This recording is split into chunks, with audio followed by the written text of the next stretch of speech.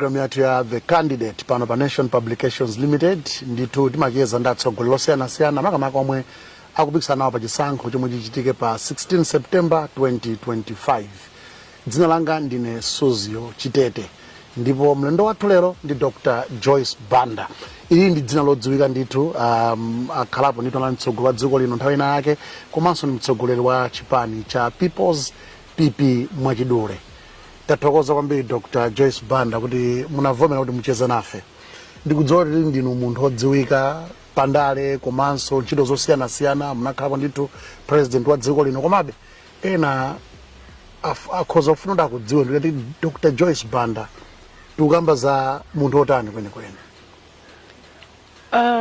Dr. Joyce Banda ndi amene amakhulupirira kuti mwina mundilole nene chizungu. No problem. Kuti when you are a leader, you must fall in love with the people that you lead, and the people will fall in love with you.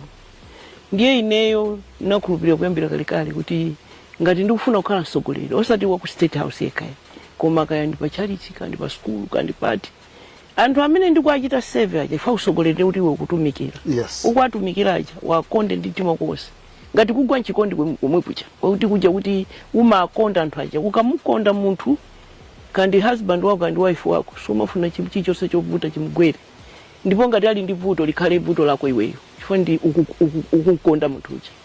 Chimene chimachitika ndiye kuti munthu ujanso amagwa nchikondi ndiwe amakukonda. Ineyo ndiye Joyce Banda amene amamuziwa Joyce Banda.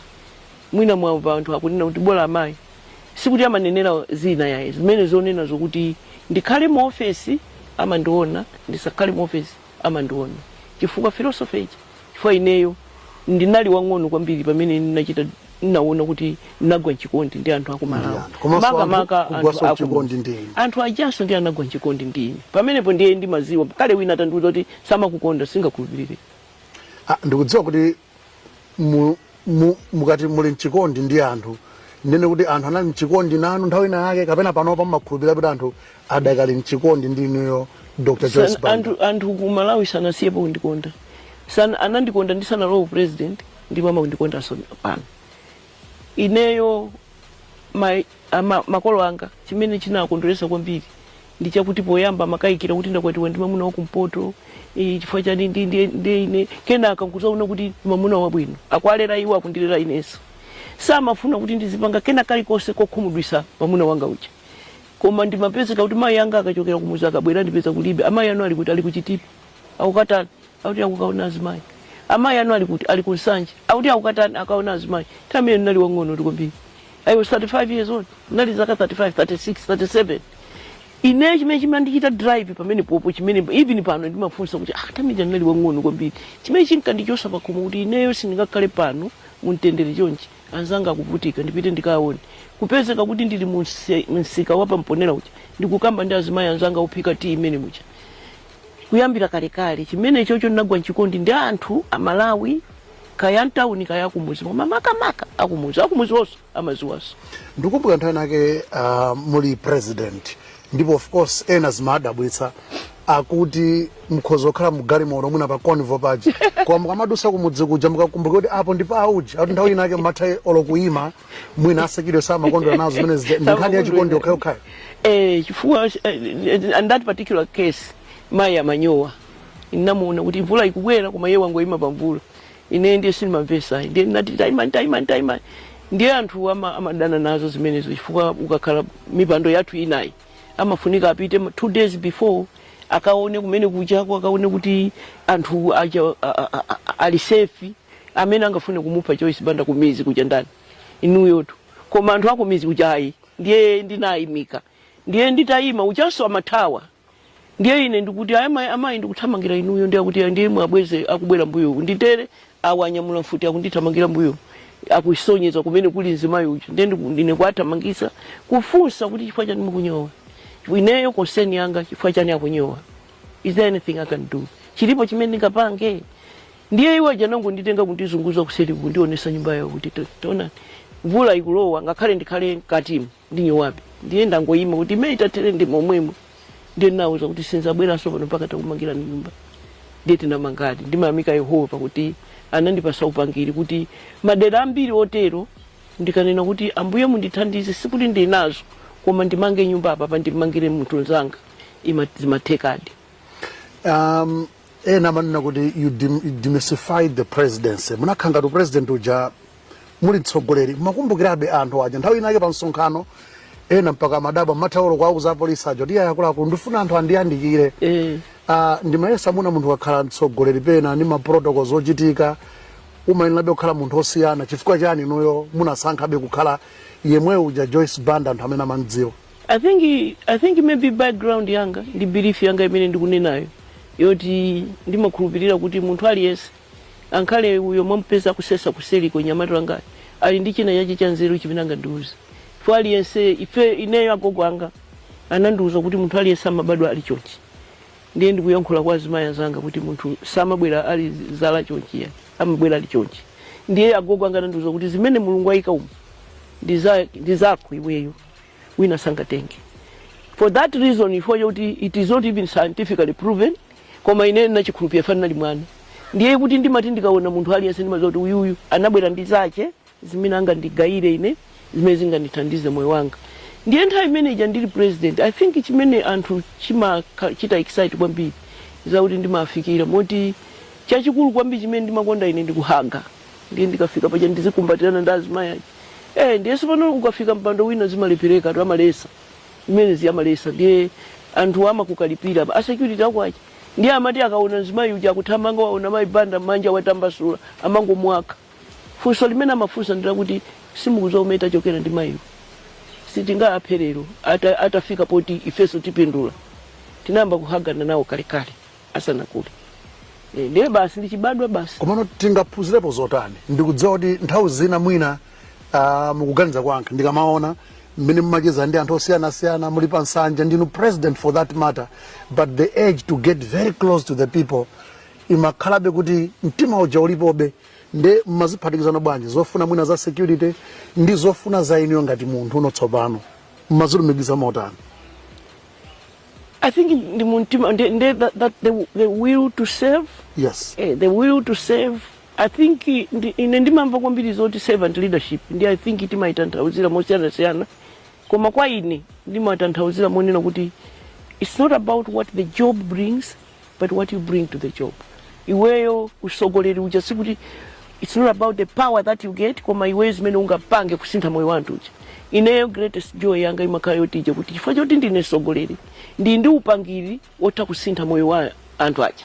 Ndiye kuti ngati ndili sogoleri munthu uja alibe pogona ine ndikummangira nyumba. That's how I get my greatest joy. Koma kutheka so iwe sokhala sogoleri kuti ukhoza kupeza joy pomukhoma nkhonya wina ndiye kuti ine ndine sogoleri iwe uzindiopa ineyo.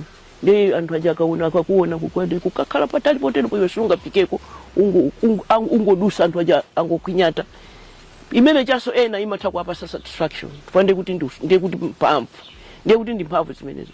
So pano ine mahagi aja the fact that ndikupita ndikupasana makii ndi mayucha asegule nyumba yacha alowe chifukwa siku lina nalowa nyumba mwache muja munalibe china chilichonse potuluka napeza kuti chitseko palibe namuuza ndati nyasoko usatayi chiseko ichi chikwekwerero kumpota pati chikwekwerero anandiuza ndi iyeyo kuti ndati chitseko chili kuti awe chene chicha mama ichi chisasa ndati ichi ndi chisasa ali ichi chimene chimdi chani ndi chikwekwerero ndimango chikokera apa ndikuyika chintengo namuuza ndati uzagona nyumba chiseko osati zizi ndipo izi usatayi ndizataya limozi. Siku limene ndimakapereka nyumba na mangadi mulungu chisomo cha Mulungu nyumba yatheka tinakanyamula limozi chikwekwerero chiya kuchitaya for it's a case that must never come back into her life. Ndiye ine ndiye usogoleri wa ine ndimanjoya zimenezo ndimaona kukoma zimenezo zimene ndimakonda ine. China chimene ndinaphunzirapo kwa inoyo okapena chimene ndimamva kwa ino ndija there are times you give me an impression like you really don't care about utsogoleri kandi khale president nditani for even 2014 mumakambabe kuti kandi ndipambana chisankho kasi ndipambana ndipitirizabe kugwira ntchito zanga zomwezi. Ndipo ndinapitiriza. Tinaonanso kuti 2020 munapereka mpata kwa ena kuti atsogolere pano mukufuna kuti muime ena so nkumaganiza kuti mwina amayizi alibe nazo ntchito mungasekunizire zotani amene akukhulupirirabe kuti inuyo mukhoza kukhala mtsogoleri ndi kupitirizabe kumathandiza Malawi mmene munkachita mbuyomo? Kuyambira pamene ndinaganiza zoti a president Chakwera atandifunsa ine kuti amayi bwanji musayime inu. Poyamba nandisatira ku America paja ndimagwira ntchito konko. Yes. Ndi atabwera tiye ndizipita. Ndini mazi wayi. Amene anazachita introduce kwa ine anali mwana wanga Roy, anandisamukawale. Ndiye ine nthawi imeneyo ndiganizira mwina ndipitadi. I had a very good job. Mwina moyo wanga ndi omwewu. Ndimalemba mabuku umene kuja. Oh, after president Yeah, oh yes, yeah, ndinali ku Woodrow Wilson Center. Yeah, Reagan building. Yes. Yeah, opposite the White House. I mean, I was okay. Ndiye kenaka ine kumabwera kuno ndimaganiza kuti ndikazionera konko. Yes. Believing kuti mwina chito yotumikira Malawi sinathe ineyo.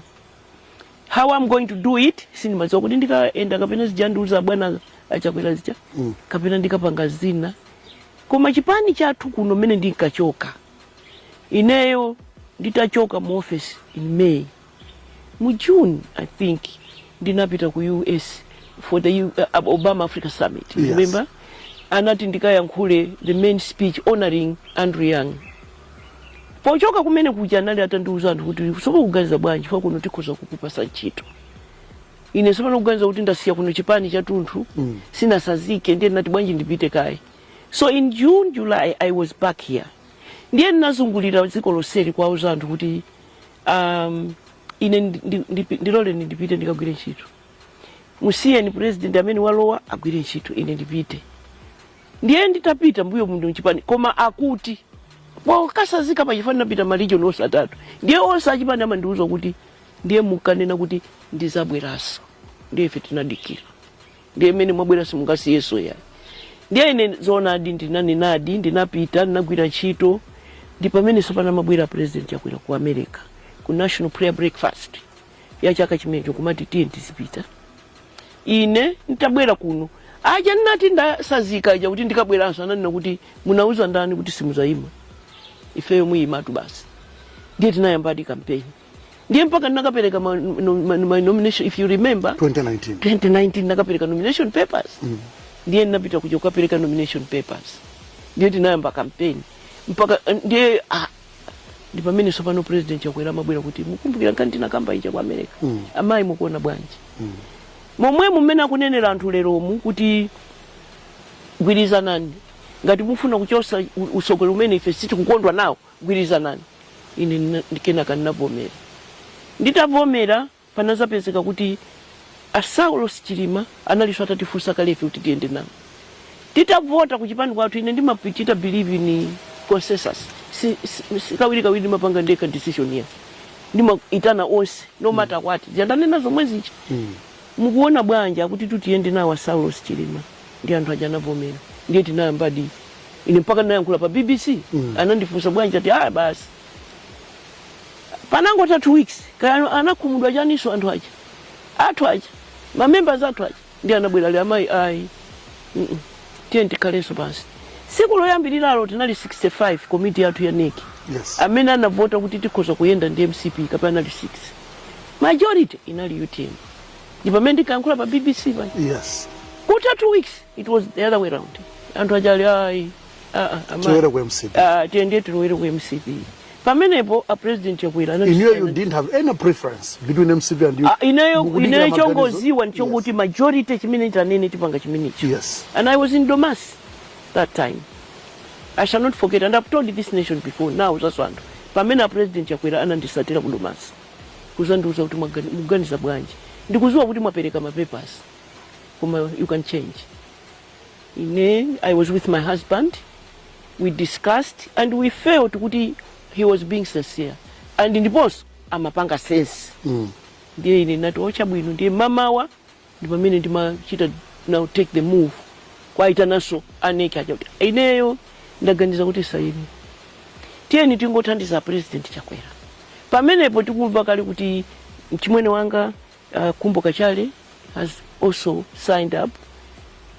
Ndiye pali Vice President Chilima ndi zipani zonse zija 9 kuti 8 kujoina chani kugwira ntchito ndi MCP amene anaichula kuti ikhale Tonse Alliance anali Makatsonga.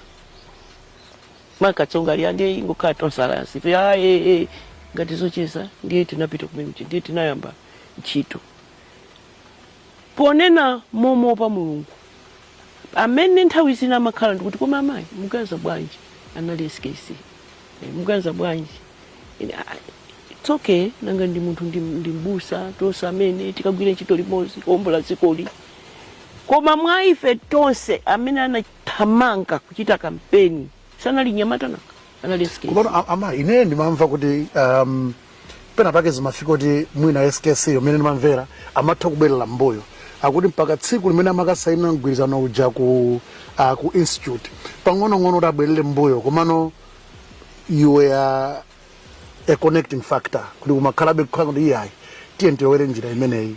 He had decided and his party had decided yes kuti aenda mgwirizano umene uja ndipo siku limeneli ndi kumene tinakasaina ine kukhala mboni yake. yes koma zochitika za siku limeneli ma pressure a siku limeneli osonyeza kuti odererana aja so you knew him, he was a very principled human being.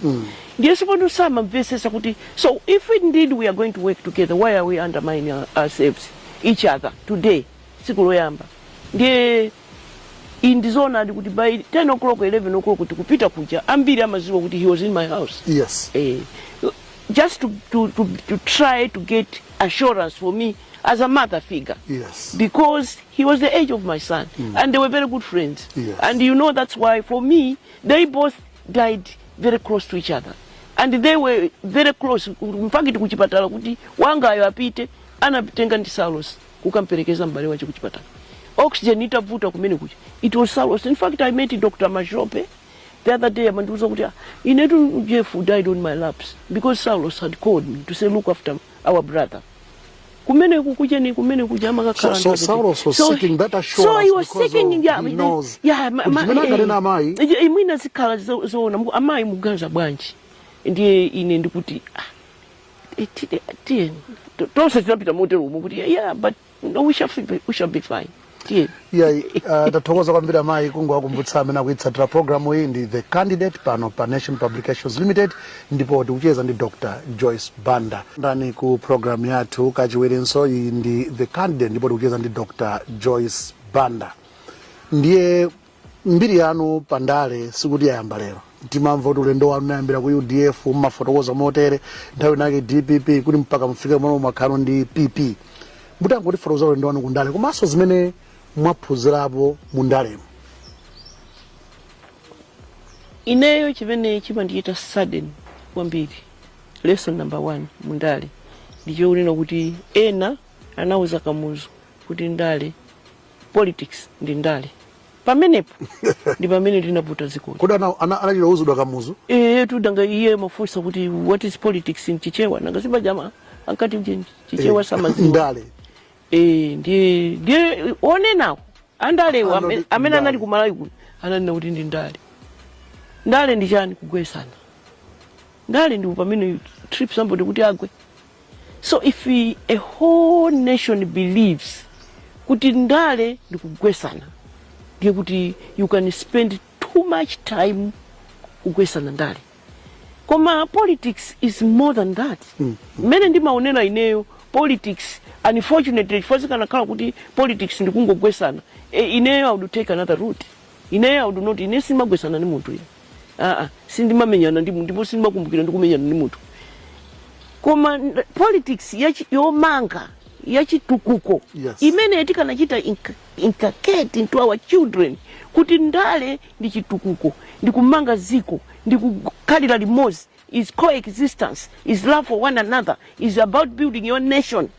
Bwenzi ziko lili bwino. Koma timamba ndalezo kugwesanako tisanapange za chitukukozi. Then so much time imakhala ikutayika zogwesanazo. Ndiye ine zonadi ndinayambira ndale ku UDF. Yes. I was very raw. Koma kumene konse zimene naona kumene ndikoza kulemba buku lake. At the end of the day, it is a game you must learn to play. But then you know what? it is also addictive. Ukangoyamba ndikuzowerera zikangolowa magazi sumatausiya. Nditu ndiponso awawa mina akang'andira lero mwezi chitaso. Hayi mama wako uyu wazuka ulendo kupitirizasa. Koma ineyo lesson imene ndaphunzira kwambiri ndiyo kuti we can also use the same vehicles. The same vehicle called UDF, the same vehicle called DPP, the same vehicle called PP to uplift lives zantu. Kuseva anthu aja mwachikondi. Unfortunately, there's a whole generation of people amene taononga tirife, this generation. Because ifeyo ni maskola za Kamuzu. Yes. Ni maskola za Bakiri Murusi. Ni maskola za Robson Chirwa. Ni maskola for me, Aros Chiwambo. We came in very strong understanding. Fule kuti ukamapanga ndale ndi voluntary. Kale umatuka joina chipani suma kalipidwa kwa makobiri. Timango lizungulira zikuli. Kwa sababu ine chipani cha MCP sina pange, I think usinku koma napanga CCM. Yes. CCM was the developmental wing ya MCP. Timalizungulira ziko likupanga ntchito za chitukuko zothandiza ena. Osa embekezera kuti wina ndilipire. Osa ganizaso. Lero inuyo kukuza ndi musunde mpando mwika apo mundiuza kuti nde changa licha pamenepo. What I mean is ifeyo taononga kapena it was not our fault koma ineyo ndimachita believe we had a role to play in building another generation ina ya inu imene mukukhulupirira kuti mwina sakalowe kwina kulipo senchito koma ndingokhala kundaleku fo kundaleku ndilemera sanga komanso kundaleku ngakhale ndisasankhidwe ndikoza kungwayandikira Joyce Banda zindituma zosokonekeza zizonse ndilemera sanga. You see what I mean? Kuti spirit yoti yakuti I must work to earn inachepa chifukwa a lot of you have seen people take shortcuts. Mundale muja ndikulemera kuti awalemera bwanji. So pano ena femeni tinayamba ndikusoka maovolo kupanga ma business kuwaza nkhuni ndikugula galimoto ndiye ndifeto mweso sapano pano mene tapeza tikutenga mwana wa ini yake kumuyika pafupi fo ine galimoto tuyambirira nagula ndinkhuni ineyo ndi masoka all uniforms zama as my also manesi also monomalize but contract ya boma inali ya ine ndiye kuti money was coming but a lot of money was coming but I knew how I was making it. Ndiye ineyo mutengera mwana wa ini yake kumuyika pafupi so pano ndikufuna ndale ndiye ndimuuze kuti ukakakha pawo ndikupasa 100,000. So pano inu mukapita kuja just 5 minutes mwamukhesa uja magazi mwamusiya kufa kuma mwalandira chani 100,000. And my question is, how do we fix that? Inuyo UDF kuja makalako, DPP, munayamba nao nditu DPP, mwakalapo minister, nasa ina certificate. Certificate ya DPP. Yeah, salu ijana ila design. Because ukambaso kuti UDF, kunaliswa nyamata menankapanga za jipolowe. DPP unaliswa nyamata menankapanga za jipolowe. Leo dikuona sozo mweze zukuchitika. How can we fix this? The political violence that we see. Ndale za smart mene mukufoto kozela ine ndale sakhale zogwetsana iya inu mulaona wa pipi atamenya mtu mundiuze boss. So I'm talking, that's what, so I'm answering that question. Yes, it's about leadership. You can put your foot down. You just put your foot down. Medu kamba banoba mwachitsanzwe anga kumamenyedwa kumachita mwina mademo ena manna udiya kula police muna kungoyanganira kaya serikali kungoyanganira utsogolero maino bwerapo motani. Just to learn from your experience. Ineyo, I believe fully that in serikali amatenga instructions from my boss. Ndikunene lanje izi ndine mwana wa serikali. Kamukuziwa kai. So babu wanga nali serikali. And what he told me, tawi zina timata kukanga robot nditu. Chifua izimene wakuuza senior, ndizimene wenera kuchita. Ndiye kuti wina akamakapidwa wewe wangoyima pano uli mu uniform wakuuza wina wake. I don't know if you know what I'm saying. Kuduka ngoyima kuti musachitepo kandasiye nazipana. Yeah, let them kill each other. Ngati sana nene ndiye kuti that is also silence is louder than even instruction. Yeah, ngati sina ndenda ande tuna mene tingachitire o wina wake pasi pakopa sako kuchita regard iwe ndi akupereka ma instruction yache. What am I trying to say is that the danger with that is that inengati ndiri president wa ziko la Malawi ndiye ame ndi police akungoyima pamene anthu akupana. It's not going to be possible when Hague comes here or when an international organization comes here to call me accountable. They will hold me accountable. As a leader?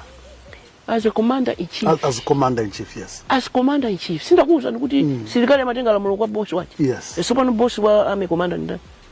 Boss wa inspector wa mai ujeni ndani. Yeah. So iwe ngakale suna nene. But sizingateke kuti Joyce Banda wakapidwa. Inesini maziwa. Commander-in-chief sangane usamaziwa. Commander-in-chief ngati ame general wache akungoyima kuma anthu akupedwa. Inspector general wake akungoyima pamene anthu akupedwa. Ndiye kuti iwo wawiriwe alandira instruction kwa wina wache. Ndingakhala nene kuti palibe amene watiuza. Ndiye simalamulo uniformed people. Because that's why president mumata kumuona wapala uniform ya army. Ndiye kuti ndi boss wandani wa bambo aja general atwacha. Ndiye kuti ndi boss wandani ndi wa mai ujeni mai aja ku police inspector general. Yes. Ndiye kuti wangati angoyima ine ndikupedwa. Tuma ndindani siapo siapo. That's how it works in the force. Ndine mwana wa serikali ama. Ndipo medu kambano nkhani ya utsogoleri. As you are aspiring for office, Your Excellency, nimafuna kudzori kodi what's the plan? Malawi mukunganizira motani. Tiyambani nkhani ya political violence. Tili pano mavuto medu kumana nawo. Ndomwe aja muna kumana nawo in 2012. Nkhani yonso wa forex, tukamba pano ma business ya kufa, mafuta, muna federeza amene. What's your plan for Malawi? Poyambe ndimalize nditseke ija timayanga mama. Ndinene kuti koma zimene zichazikoza kuta asogoleri tichafuna. Za political violence. Zopwetekana atopweteka ana aine ache ameti kwa atuma. Ndikunenera njizi. Wina nakamenyedwa chimwala uko anali chipatala. Kuchipatala kuja analemba telefoni, analemba message kwa ma activist atu. Ifeyo amatituma amatitutisa chamba kuti tizimenya anthu. Koma ineyo ndatopa. Anandimenya kuchimbia koma ndikudwala koma paliba kundisamala. What was your last assignment? Anati tikamenya Joyce Banda kunzuzu. Ndiye titapita sina pezi. That day, my son, ineyo takafika kucha. Nachita council meeting yanga ijaifa munalivula. So when that was sent to me. Amai, mafuna mutatsindika hapa mene dukamba nkhani ya political violence. Yes. Are you also a victim now? I am. I have even raised the attention of the leadership of this nation. And I'm saying this. Leadership meaning the president, yes. The police. Yes. Because this is my commander-in-chief. He's my commander-in-chief. So he needs to know that my life is in danger. If I die, the commander-in-chief shall be held accountable.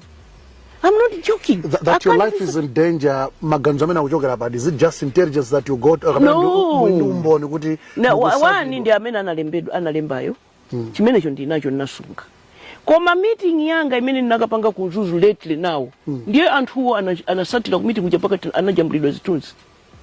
You think I can sit here and talk to the nation? Is that my And you raised it with the leadership. And I wrote to the head of state so that he knows that my life is in danger. But I'm just me.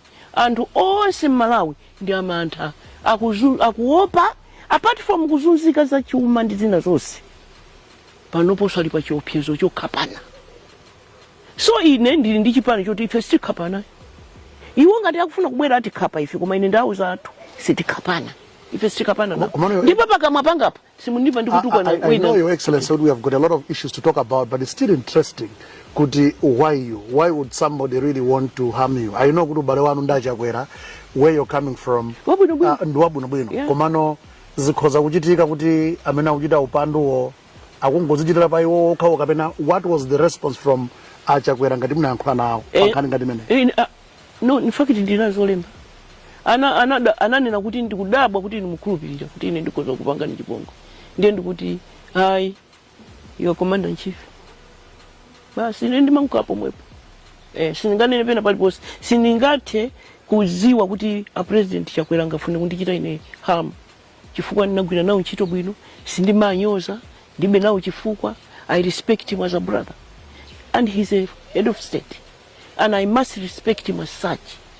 But when my life is threatened, I will hold the commander-in-chief accountable. Muli president mwanenadi izizi zoti mwinabe zinachitika tikudziwa. Muli president sikuti nkhani za political violence tikumvazi zinalipo.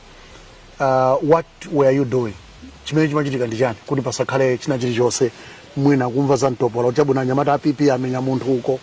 What did you do that stopped what has been the trend? Kuchokocha. That's all. Inuyo muli pa timu ya ine ndiye ndimve kuti mwamenya munthu. Ngati siti kumangani, I'm condoning. True or false? Ineyo ndimve kuti inu mwamenya munthu and they are just looking at you. Ndiye kuti ineyo ndi amene ndikukutumani. Zikachitika zimene zijazo anthu kuchita chifwamba muziko ndikumaka khapa ana anzawo and they still walking around free. I'm condoning that. Yeah. So ineyo chimene mukundifunsa kuti mukapanga chani kuti zimenezo zisachitike.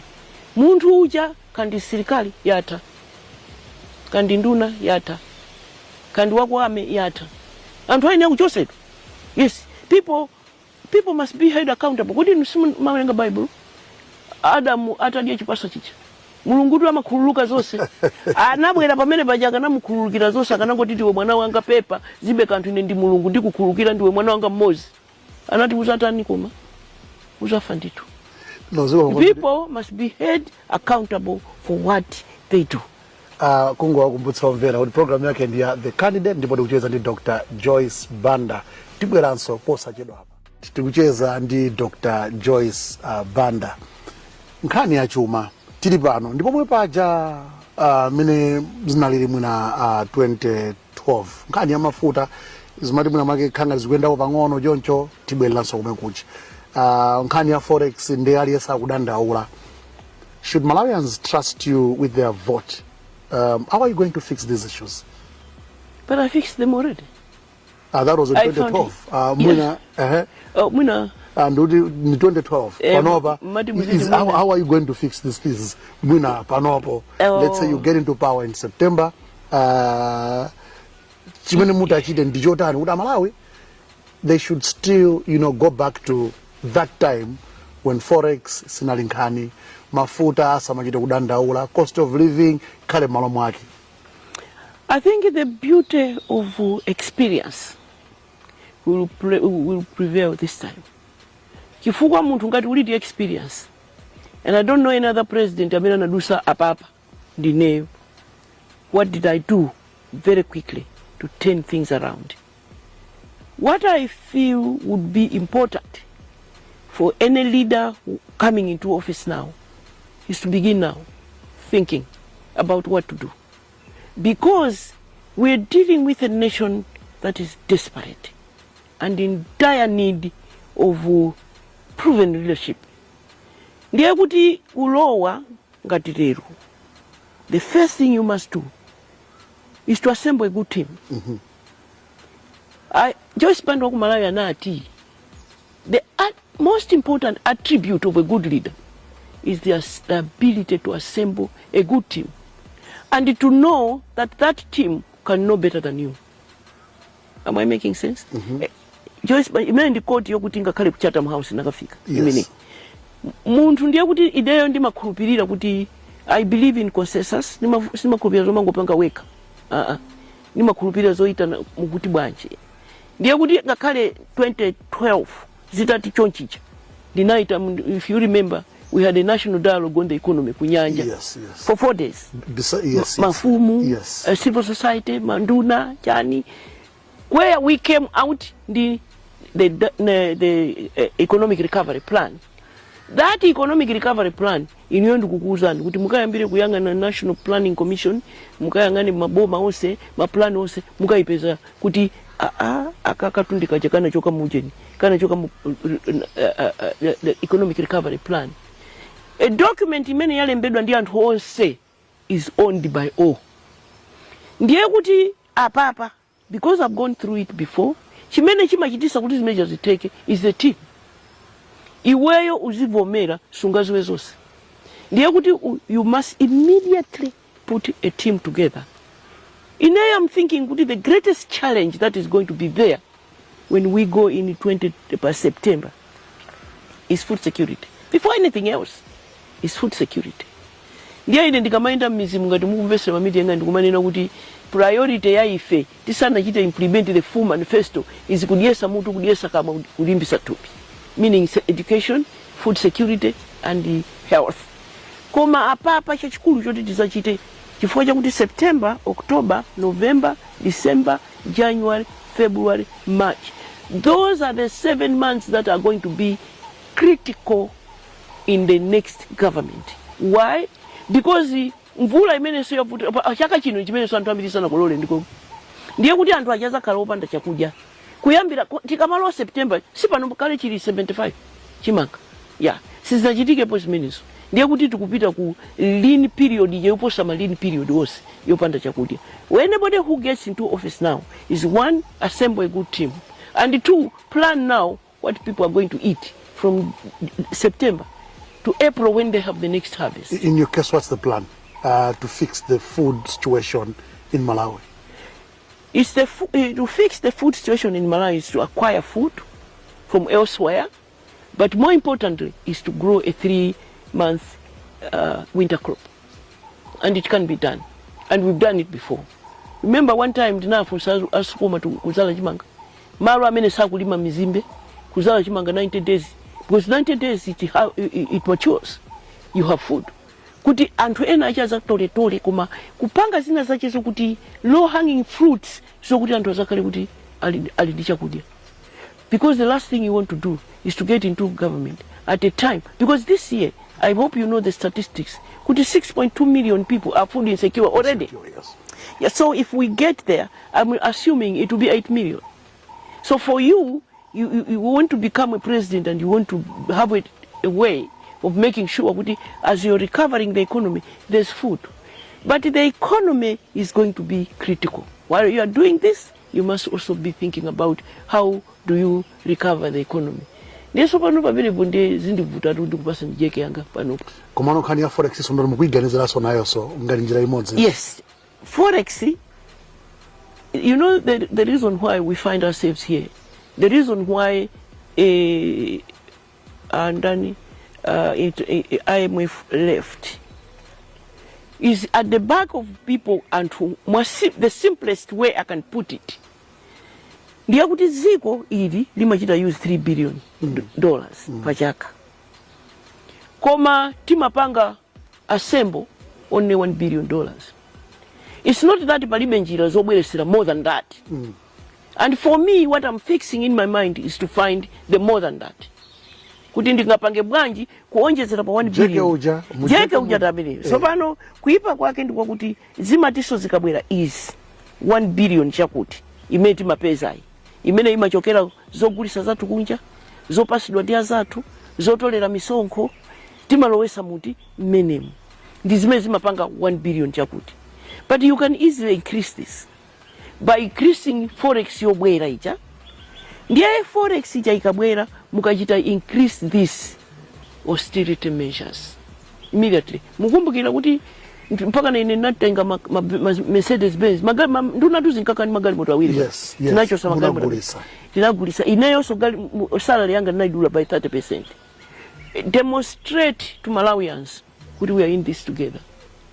So pano mundikaona kuti inuyo ndikuuze kuti mupirire kwambiri. Mwamba mukale opanda chakuti ndi chakuti. Ndiye ine mukundiona ndili bwiti mafuta. Inu muchita nawo zimene munena kuti pamene pande ndi chilungamo chimene. Uyu ndi sogoleri wanga sakuoneka kuti akupanga nawo zopirirazi. Ndikoma kuti ife ndiye tipirire.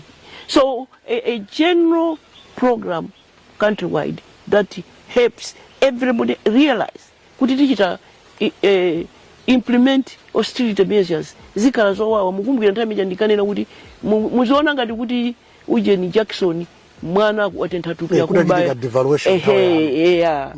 koma tupi lija likazizira tikhala tikondwera tonse, koma kuti osambaya mwanayo kuifanya kuti ampa kupweteka ndiye tikhala chonchi. Kuchita so engage anthu aja anyanyalaja will be key immediately same week.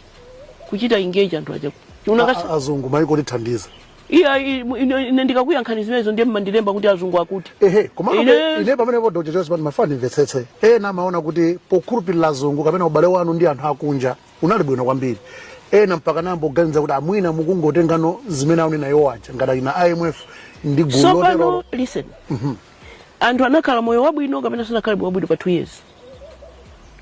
What do Malawians need right now ndi moyo wabwino. Anthu azizunzika choncho kugona ndi njira ifa ine ndikuopa kuti andichita kuti azungu akuti. Nonsense. Ujeni azunguwo IMF si anthu akudaya. Ndiyeso pano ndikukamba ndi anzanga pamuzi paja. Ndiye ndiauza kuti IMF akuti ana kuti mune nacho ndi chani. Ndiye kuti azungu aja nakaonana nawo aja akuti nkhani ya ubale wa dziko ndi mayiko ena tiukonze ndofunikirabe ukhale bwino ndiofunikirabe. Muzizi watu kuti ndalama zongogawa zija za ma aid za chokaiti zambiri. Yeah, it's not going to be easy kumangopeza anthu oti akupasa ndalama. Koma mukhoza kudabwa so kuti momo mukhoza kupezekaso ena ukupesa ndalama zija. Chifukwa it is going to be trade and not aid. More trade and not aid. But it's not that aid won't come. Yeah. No, zimafunika network itu zinthuzi. Nkhani ina imene mafani mvetsetse mwana kuti ndalama timapeza ndi zochepa. Ena kunja kwa makamba soti katangale. Chinthu chimodzi chimene chikuononga ndalama za boma. Pa nthawi yanu ndimakumbukira kuti chimene munkakamba nchoti ndalimba mtima mpaka kuchotsa kuti anthu ena ake akuluakulu mboma amangidwe chifukwa cha nkhani za katangale.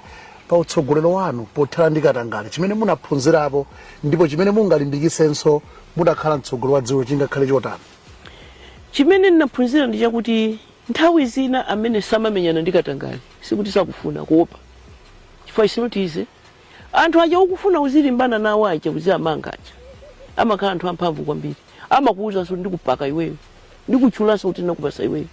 Ndiye iwe ukanjenjemera umanjenjemera ndiye basi basi sindikumangani uja ndikumangoti ndikuzikundikira iwe umangochita put your foot down inuyo mundichuledi inuyo munene kuti ndakupasaniye kanena kuti hayi ayamba izi my Joyce banda safiririra chifukwa yena kwaopeza kuti ndiye achula au kabena akuchula ngati suna I'm married to a fine lawyer, one of the finest this country has produced. Winner Asusa Satan Richard Banda is a good lawyer to me. Ndiye anandiuza kuti ngati suna pange osamaopa. Ngati suna pange osamaopa chifukwa anthu wandeso pano azingozolowera kupanga zimenezi. Koma iweyo kwauza kuti undichule. Ndiye anthu aja kuchuladi. Koma at the end of the day suzapita ndende ili yose ifapaza kapopanda mbondifa sunatani suna pange. We need to be brave. We need to strike a balance. We cannot allow kuti tizingo chita kwa kuchita ngati kwa upandu kumaziwa kuti kudi uyu akupanga chani. Uyu suja ana bauchi. Uyu suja ana mchula uchi. Koma ndikamanga kungonena kuti ni faka munalimba mtima kuita anthu akunja ibwere forensic audit komanso sindikazi wine chimene ndikupanga. Chifukwa ndimati ndikamaenda kunja anthu amanena kuti this is one of the few presidents in the world who conducted a forensic audit in a government during our time. Fantai zina umachoka kaya ndi anthu amati taitana an independent audit firm aone kuti awazimatani mkatimu. The tragedy for me is that inenaka zaka ziwiri pazaka ziwiri anthu anaba 39 billion koma ninabwera tukuzamaliza term ya 5 years ya President Bingu wa Mutharika uku kunabedwa 230 billion ndipo uku nakonso kunali ndi forensic audit ndipo uku anapeza mafailo 16 anthu amene anaononga chuma uku oti anayenera kupita kukoti mene napangira nthawi ya ineja kuti 72 anamangidwa ukunso akanamangidwa ambiri koma 16 for sure mafailo amene anachitira isolate kuti awa ready for prosecution paka lero sanapite. Ndiye kuti ifena timaziwa they are working free akozaso kudatenga usogoleri wa dziko lino simdini zimene zija ndiye kuti katangalisa zatani sazata zongofunika kuchita take risk ineyo ndine sogoleri and that's what being a good leader is all about. It's about you being able to take risks. Ndimadzoti anthu munakhalapo munatsogoleri ngati ma president ambiri munasamaso kwenikweni ukamba zimene zimachita ku State House mbuyomu munakhanga ndithu mwamasukapo is the presidency kapena utsogoleri umakhala bendi maisa ndili bankhani yakatangale zimakhala motani, and how did you handle that, Your Excellency, assuming you also had the pressure kuti ena mwina akhoza kuti akufike ndi katangale koma nkumakana zimene zijazo? Yeah, ineyo I can even defend my president amene ali kumene kuja. Si anthu aja samafika kumene kuja. Samafika. Nanga pasipa papa pesa kuti pali ena aja adoba ena andadi ena ukuthamanga ndiye awa ndi amene anga kuchite tempt. Awa ndi amene uyenera sokwamanga. Awa. Nthawi zina kumatola amene ndikukaponya uko ndiye osamasiya kukuyandikira nazo zimene zozo. Because inuyo mungoganiza kuti ineyo mmene ndaderedwa mziko muno chifukwa to be a woman this, a woman that has got its own challenges. Mwaiwala inizo kuti ng'ombe ayikazi siko kangolo. Ndiye kuti ine ndikanangoyerekeza kuti I was tempted ndikumatola nawo zimenezo bwezi zili kundende. Imagine kuti inu kungonena kuti koma nanga si kutengedwa ndi mazi ndingogwira bangoli. Ineyo ndiye ndikuchulani kuti ndakupasa ndiponso napasa bwanji headlines koma lerolo inuyo anthu amene atenga muno ndalama ndi uchulire ni ndandanda wa ma scandal apapa ndani amachula ndani amanena. I am a woman and I must be extremely careful how I behave and how I handle matters. Ndiziziwa kuti anthu azandisinjirira sazalepera kundinenera zili zonse koma zinthu zizikhala kuti akundinamizira. And zizikhala kuti akundinamizira because I've taken the trouble to clear my name, but they can still talk, but it doesn't matter. Because at the end of the day, singapite kundende for what I didn't do. Koma kuti tinene kuti tisiye tiziopa osachita siti kulikonda zikoli. Ukapezana nawo osokoneza kunyamula. Ineyo from where I stand, nimakuona ngati munthu joti simuumira mawu omwina mukakhala ndi nkhawa mathamwina kungoyankhulapo mwina kapena kukhozongo khala mwina kuona kwa ine. Ndikudziwa kuti munapena simukhutitsidwa mene zinthu zikuyendera mdziko muno. Matanthawi nake chingwe olokwayimbira chakwera kuti yayi apapa ndi mukanapanga mwina motere powakonda Malawi aja amene munawo mchikondi. Uje ni pa mwambo protocol ya kuyendesa kwa ziko simakani ma president awiri koma mmodzi ndiye ndikutengereni pambuyo pa Tonse Alliance. Tonse Alliance tonse tinagwirizana pamoja kuti tikhala Tonse Alliance. Yes. Ine ndali president kale. Yes. And my vice president awiri. Inaye kuganiza kwanga kunali kuti a president akalowa mboma ndiye kuti apa panali medical doctor, panali lawyer, panali IT specialist, panali political scientist, mukoza kwachita no kacheki, panali businessman, pa 7 pacha. Ndiye panali ma vice president awiri. Maganizo aini anali woti is our 5 wa akhala nduna. True or false? Nanga sana gwira nawo chito. Nanga sana gendedwa nawo. Nanga sana enda ziko lonse lapansi. Koma sikuti so ikanaka favor. They are qualified. Sana lowe kumene kucha munthu mmoza amene sinayembekezere ntchito ndine fa ine pangwirizano paja ndinapempha kuti bwanji muzango ndilo nzigwira ntchito yakumuzi yothandiza zanga ndiye president aja analengeza pa Njamba Park.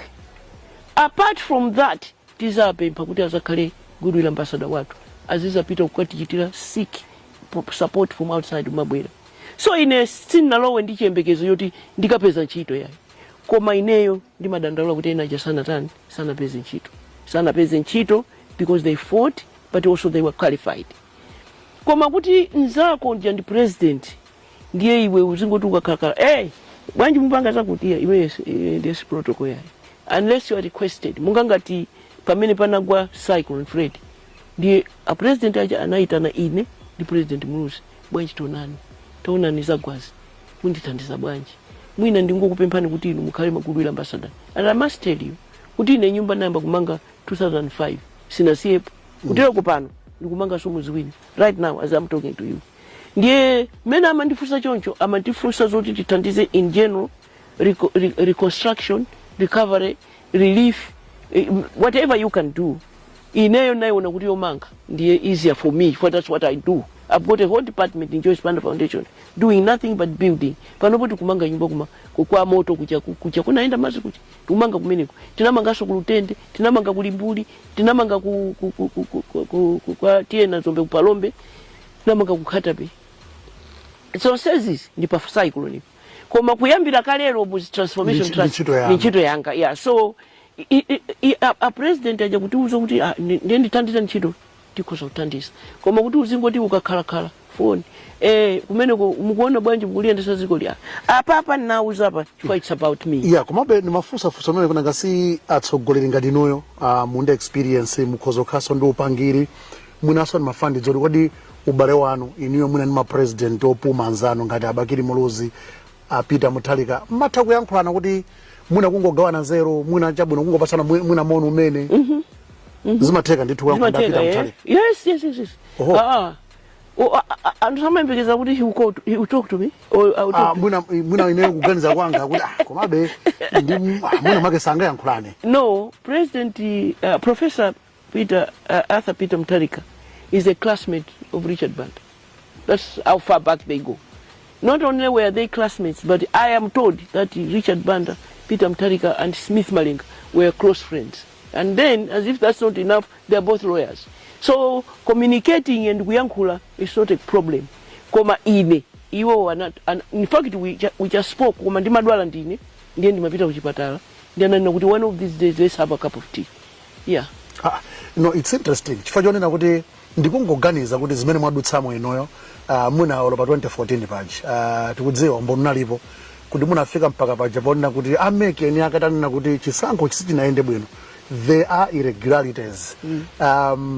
Azinakhanga nditu chisankho sichina kuyendereni mmaganizo a anthu enaso panakhanga mune wachitika chinyengo ndiye ndimati so ngati mmene zinachitika 2014 muja zimathekabe kumacheza komanso pena mwina misonkhano ya ndale tinamvapo kulankhulana mawu achipongwe apo ndi apo ndi chifukwa chake ni mafunso anofunso loti zimatheka nokucheza chifukwa taziona ku Zambiako pamene mwina atsogolera osaonana diso. You know the problem of being a leader. You remember kuti pamene President Bingwa Mutharika amatisiya, may he so rest in peace. Inera ndi choko cha tunchibanuja. I was expelled. I'm outside. What do? I formed my own party. Ndiye kuti tikuenda chani parallel. Ndiye kuti mkwiyo ndu. The day I heard that President Bingwa Mutharika has passed away, Oyamba Pusin Maziwa, for 72 hours I wasn't told, I wasn't involved. And you remember all that stuff. But the moment now, Tindimaliru, if you remember, I spoke to the nation. We shall rise above this and bury our father like a king. You remember that? I think when you are a leader, Mandale, you must rise above you. Yeah, so in a Nanyo Zedwandi ndani kumeneku, kaya nanyozedwa ndi President Arthur Peter Mutharika, kaya ine nanyoza President Arthur Peter Mutharika. Kaza midi 96 simazilengera. You must rise above that because it's not about you. It's not about Joyce Banda. Your Excellency, it's about asking this question because I mean people out there already they are forming their own alliances in their minds and they say PP and DPP can't go together. Should we think that could be a possibility? Possibility. Possibility odi niyo kugwira limozi ndino ndi DPP. Ndi history ya ndi DPP mene kujogerako. If you're saying a leader must rise above. Yeah, a leader must rise above politics. A leader must think about the people. Olo uchipaniko sanga khale paso dia amai muti wesa kumene munavutikira mujazona ndi awa. So munganana kuti it's about consensus. What yes. Consensus says. The mandate we have now in our party is that chikoza kugwira ndi aliyesa amene ali tukugwirizana maganizo. But as far as DPP is concerned, ndaona kuti you are concerned, I must clear that. Yes. There's no problem. Ineyo sindingakhale pano ndikumalira day in day out. Ine ifwa nandipanga mwakuti ifwa iya ifwa ine zinati chonchi. Then ine ndiye sindikukonda ninu. Ndiye ine sindikukonda Malawi. Then ndikuzikonda ndekha. Ndiye ndikuganiza za ine. Ine forget about that. Ndipo so mwina somuta mpeza kuti conversation ya President Peter Mutharika ndine tikuyankhula nomukhoza udabwe ifa ine mangukhalira kuseka. Yeah, because nangasi mbena amayankhulira mucha. Yes. So where's Richard now that he's sitting here? Iwe, I say. Yeah, so no. Forget about that. Akale ya President Chakwera ine siningalumbire pano ndiye sindizankula andira kwira chati modi PP ndiye MCP tawugwira so limodzi ntchito bosavutaso anthu akuzo a MCP a PP atanena kuti afuna akagwira ntchito ku MCP akuzogwira ntchito ku MCP it's not about atanena it's not about me atanena kuti afuna kugwira ntchito ndi DPP akuzogwira so it's not about Joyce Banda. Joyce Banda is just one individual out of 21 million. Your Excellency, as we are getting very close to the end of our program, I know there is a lot that we can talk about. Should you get into office on 16 September or whatever day, I mean, after the elections, in the first 24 hours, what would you do? What is your plan? My plan in the first 24 hours. Oh, I'm planning now. I'm not going to plan in the first 24 hours. Yes. I'm planning now. You're planning now, yes. I am even in my mind having the people that can help me. And if you recall... A good team. A good team. And the good team is not only office bearers, APP. No. Office bearers, APP, are soldiers, foot soldiers. Are soldiers that are determined to change the situation in this country. But it's not about themselves. It's about Malawi. Therefore, a lot of capabilities in this country. We have my genius. Do you recall that when I was president, I had Professor Ben Kalua from Chancellor College, Charles Chika, my governor of Reserve Bank, Maxwell Nkwezalamba, my Minister of Finance. I had Charles Mudiwa, head of Standard Bank, and George Partridge, National Bank, and Maxwell, Dr. Matthews Chikaunda, Professor Matthews Chikaunda. Those six we met every fortnight. Every fortnight. Am I doing the right thing? Because I'm a social scientist, but they are economists. So they must tell me, I must talk about poverty and how people are being mistaken, and women and children on the ground. They must tell me how we raise the resources to be able to do that. So that the plan is going to be double. While others are cooking up what we can do very fast to assemble resources, in also what I can do very quickly to uplift the lives of those that are going to bed without food. The first 24 hours, you're thinking about the team. I'm thinking about the team, and I'm thinking about what can we do very quickly. This team, regardless of their political affiliation, you're looking at as long as they are capable to uplift the lives of, to transform the lives of Malawians, to help me get from where we are to a better place. Kutiti choke hapa ineyo ndikufuna gulu la anthu a Malawi akaswiri ziwa zakumuzi ngati mene machitira ine ndiwo ziwa zachuma ngati mene machitira anthu ena aja ndikuwayika limodzi ndikukhala pansi ndikuluma na mitu tipange bwanji kuti tichoke hapa. Koma plani imeneyo tiyo kuti kodi kuchoka pamene pakukafika April chaka china chantazadya chani ndiye ikuphikika mutumbu nawo siningadikire pa 16 ndiye nzati ayendeso patalo ndiye kati ambire pati zimakhaje kuti kupano mukazangu kuti mwabwelaso ku State House kuja ndotiyembekezerebe amayo omwe achi okonda kucheza ndi anthu kaya protocol kuti bwanji koma amayo ocheza ndi anthu ndiponso pano ndawuzaso ndi mafumu omwe kuti we are going to be busy this time around and focus yathu ikhale kwa anthu amene akuvutika makukamu makawalemu mizimu koma chiyembekezo changa chakuti awa ma professional ndiye ondisisira ineyo nzeru kundiuza ineyo mwayi wake umene uli ndi ine ndiko kuti aliyense mwafunsa Nyamatanga ali kuno office kuno ano ndi maganiza kuti aliyense ngakhale wonse ali ndi china choti angandiuze ndiye kuti anthu onse Malawi aja akamandiuza panopo you have to listen to my phone aliyense amandiuza achalichi mafumu aliyense. Tathokoza kwambiri Your Excellency kuti munatipatsa ndithu mpata kuti ngomva ndithu maganizo anu pamene ukonzekera chisankho pa 16 September.